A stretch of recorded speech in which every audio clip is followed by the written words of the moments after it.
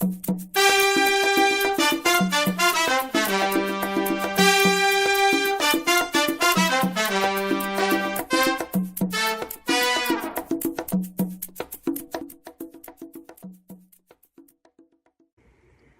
I'm Nina from Public Health United. Today we're going to talk about sexism. You may not think that sexism still exists, but I'm here to tell you that I experience sexism on a daily basis. And there are many forms of sexism. Some are quite subtle and some are in your face. And I'm going to share with you 5 experiences that I've had in my life. And they're really important to me because at the time, I didn't realize that it was sexism. And yet I let these experiences shape the course of my life. So we all need to get better at recognizing when sexism is happening, both when it's happening to us and when our own behaviors are contributing to the problem.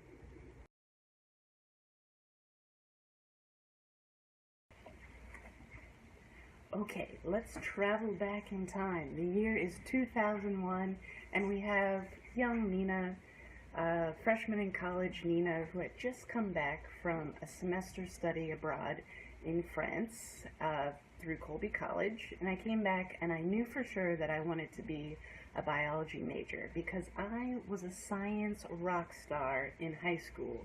I went to the International Science Fair 2 years in a row, 3rd place there, won the Massachusetts State Science Fair, and was so passionate about science. I just wanted to talk about it all the time, do it all the time. I knew that's what I was going to do with my life. So I came back from France, I enrolled in Introduction to Biology, and I bombed it. Yes. Got my first exam back, below average. I think I got like a 37 on it. Of course, those averages are low anyways. I think the average was about, a 50 or something like that, but I did below the below. And so I started freaking out because I'd never done poorly on an exam before, especially not a science exam.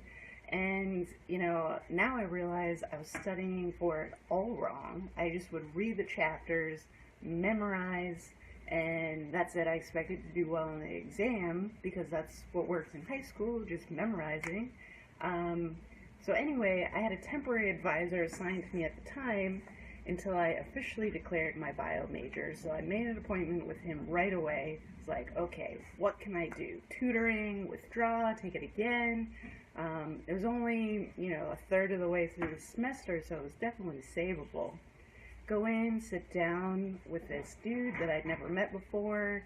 He was an older gentleman, and I said, what should I do?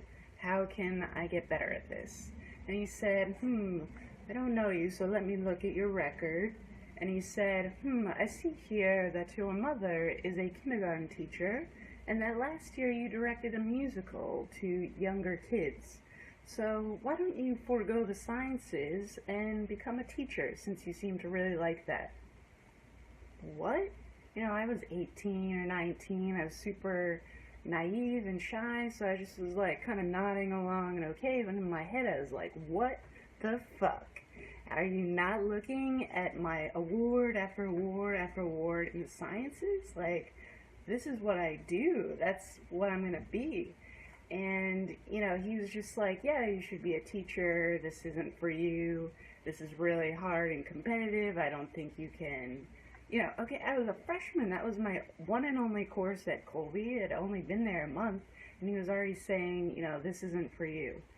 So I went home, back to the dorm. I bawled my eyes out because I'd never been discouraged before from the sciences. I was lucky in high school. I had very supportive teachers, didn't experience that, and I did not recognize that that was sexism. Back in the day, girls could be a nurse, teacher, or a nun. So, that's what the old school thinking was, but I didn't realize, in 2001, that that's what I was experiencing. And you know what? I was so upset by that experience from that one dude's opinion that I dropped the biology major. Fortunately, I had another great mentor, Jim Webb, who became my advisor, who really encouraged me to stick with research.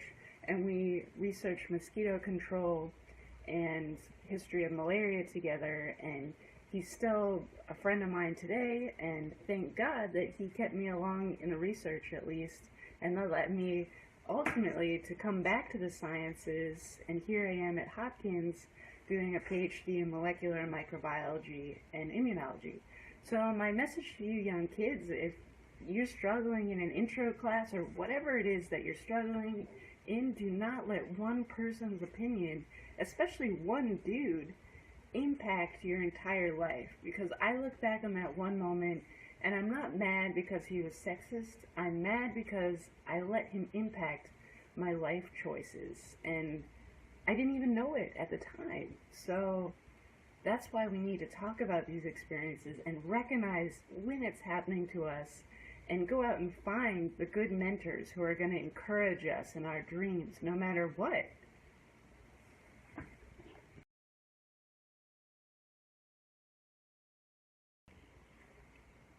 Second story is all about gender bias, and that's inherent differences in how men and women are treated. So now we're in my mid-20s, and before I decided on doing a science PhD, I thought I wanted to go to med school. So I was at the post-bac pre-med program at Penn, and I did all this shadowing and met with a lot of important people, important medical professionals on the admissions committee at Penn, hoping to get, a little edge in there, get some good words. And so I met with this really important doctor, and I was ready to go. I had my spiel about what I wanted to specialize in, why I would be a great doctor, and all of my experiences that would fit right in. And so he sits me down, and the first thing he says is, "Now, Nina, I really want to help you out and start getting you thinking about something important." I was like, "Okay." He's like, "Well, what is your plan for how you're going to manage having kids, having a husband and a family, and your job?" Well, and this wasn't a really important person, so even though I was super uncomfortable and taken aback, I was like, well, I haven't had a relationship in 2 years, not sure when that's gonna happen, if ever, and, but if I did have a partner, I'm sure that we would come up with a plan together and figure it out. Really uncomfortable, slightly commitment phobic, so didn't like any of those questions. But anyway, you gotta put a smile on your face. Anyways, so that wasn't the end of it. He kept going, and he was like, "Well, I just really want to help you out because, 40 years ago when I first came to Penn, there was only 1 to 2 female students in the med student body. And now I look into the entering class, and I see that there's greater than 50% women in the class." And I, of course, was like, "Oh, that's great. Lots of women doctors here. That's really nice." And he was like, "Well, at the same time, I've also noticed that as there's been this increase in female med students, there's also been this coincidental increase in the divorce rate here in America. And, I find that really alarming, and so I want you as a female med student to really think about how you're going to plan having kids and a family and manage your medical career." And again, a smile on my face, but inside I was like, "Oh my God, I think I just threw up in my mouth a little bit. Chew it back, chew it back." Yeah, because that was ridiculous. And what? So A, putting the blame on us females about the divorce rate, and B, making super mad assumptions about who I am as a person. A, that I want to have kids, that I want to have a family, that I want to have a husband, that I'm straight at all. All these assumptions. That was crazy. So I went back, I asked my other post-bac friends, guy friends, "Hey, I got asked these really uncomfortable questions about my relationship status. Did you get those kind of questions?" And my guy friends were like, "Hell no, that's weird." And he's like, "We're not going to think about that until our 30s, till after residency." Yeah, didn't get any kind of questions like that. So that, my friend, gender bias. I wish that guy was the only story that I have being asked these crazy personal questions at professional interviews, but no, that's the norm, unfortunately. Especially when my guy colleagues do not get that question at all. assumptions, bias, oh my.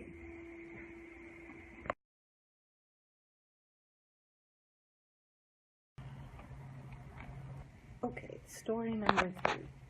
And now we have just the everyday sexism that I experience on a daily basis. And most of it is pretty subtle. So here's one example.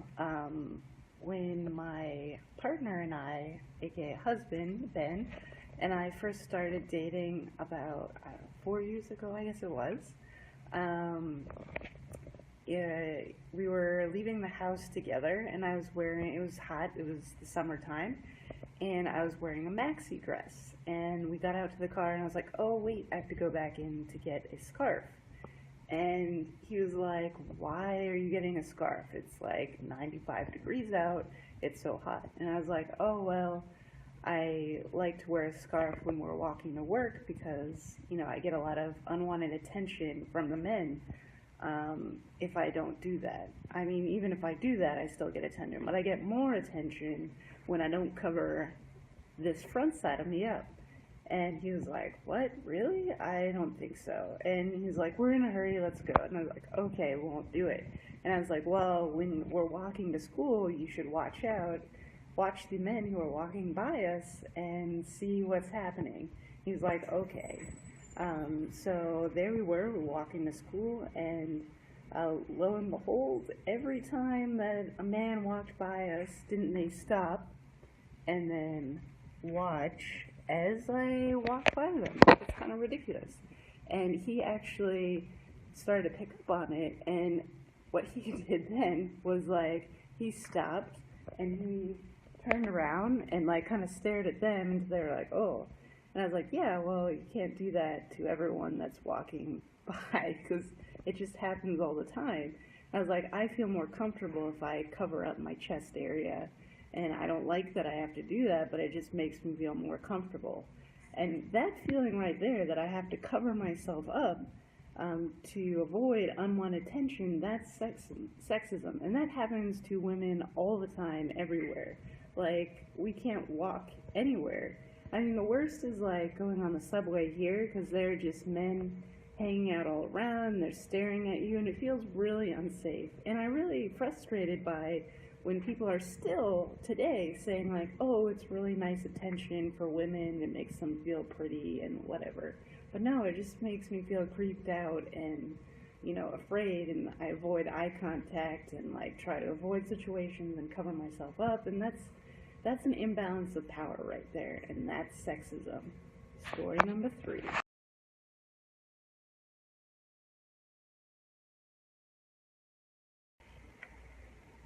So this next kind of sexism is pretty subtle, and you get in a situation and you're like, is this sexism or not? And you're really not sure, but after a lot of consideration, I've really thought it to be sexist. And I'm talking about when your opinion as a woman is not as respected or followed through compared to your male counterparts. So an example is, in December, I turned Public Health United from a podcast into a non-profit corporation. And this was so I could move from interviewing leaders in science communication to becoming a leader myself and to doing events, getting out to the community, and doing things myself to improve SciComm and public health communication. And so now I've been in a real leadership role in organizing and sponsoring events, and this is where the sexism has come about. So I have a clear vision of how I want this event to go, and it's my event, I'm paying for it, so my opinion ought to be supreme, right? And that's just not the case. So I've worked with a bunch of different groups, and I will say, okay, this is not your typical event at a bar. We want a public health message to come across here, so we need to do things a certain way. And, I get a lot of pushback from this, like, no, we need to have it like this. I'm like, well, I'm paying for this event, this is how it should go. And just having a lot of arguing about how the event should go when I am the sponsor, I am the leader. This is how it should go. So to try to figure out, like, am I just not being respected because I'm a woman? Is my opinion not respected because I'm a woman?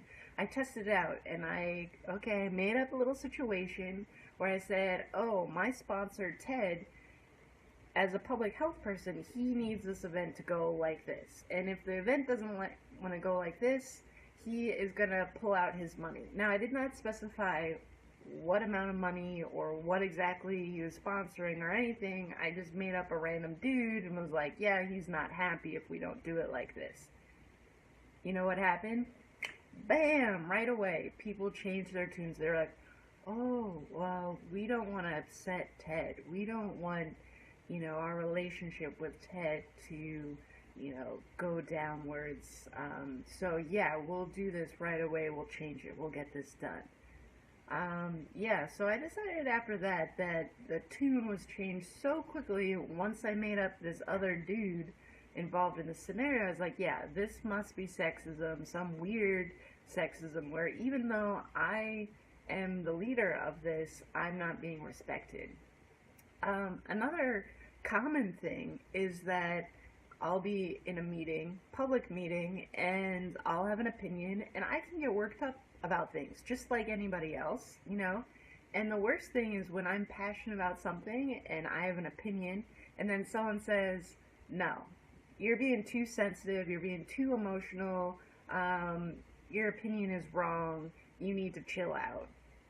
And it's like, oh, okay, so if Billy Bob over here gets worked up, would you say that to him?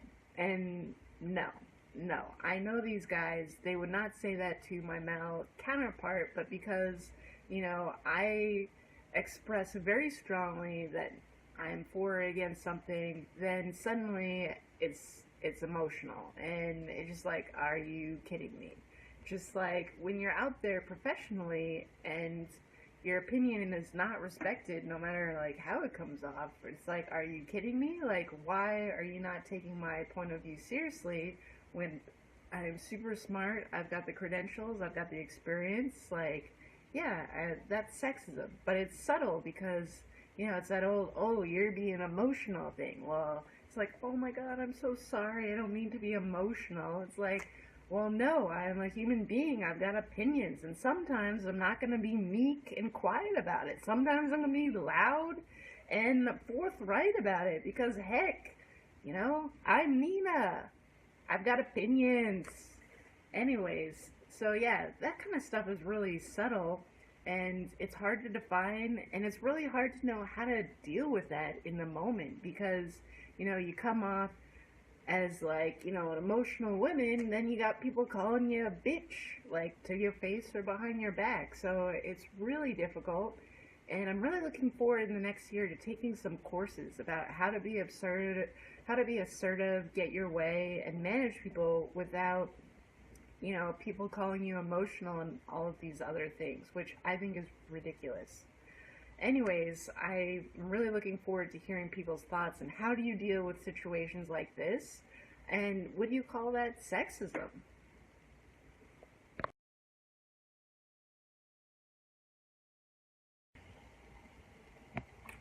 Well, guys, I am a sexist. Oh my god, I can't believe I just said that out loud. But I have found myself to be culprit of some of the very same things that we've been talking about. Gender bias, gender stereotype, forcing men and women into certain roles that they ought to be played, defined by society's standards. I myself am culpable of this. And you know what really helped me figure this out? Actually, it was last year, was that Always tampon, not feminine products, but tampons, Tampax, whatever. The Always company, they put on this ads during the Super Bowl about like a girl. So it was highlighting that we use this really outdated phrase, throw like a girl, run like a girl, which is really sexist and is playing into our gender stereotyping that we've been talking about tonight. And so yeah, that ad during the Super Bowl actually got me thinking about, gee, I've been saying that phrase my entire life, and that's sexist. Have I been doing other things to promote sexism too? Yes, I am a culprit of doing it too. Everybody is. So, what do I do? So, I'm out with my girlfriends and we're having a few drinks and we're having a good time. And I jokingly say, okay, I love you, Ben, but I jokingly say, oh, I'm more of the man in this relationship than Ben is. And so Ben is my partner, and what do I mean when I say that? And this is a terrible thing to say. I apologize for saying it. I take it back. But what do I mean when I say that? I meant that that I love to travel by myself. I'm very adventurous, brave, that I have big career aspirations, that I work really hard for all of my goals, and sometimes I sacrifice my personal life to achieve those goals. What else?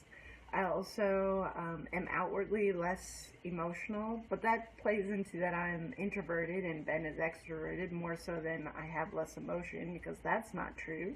But I can be rather deadpan when it comes to my emotions. So yeah, I jokingly tease that I'm more of the man in this relationship, and I realize that that's a horrible thing for me to say, and it's playing into this whole let's stereotype what men should be like and what women should be like. And I'm basically saying that men are all these cool things and women are all these not cool things. When really, I'm very proud to be a woman. I think being a woman is great, and I want to bask in the glory that is womanhood.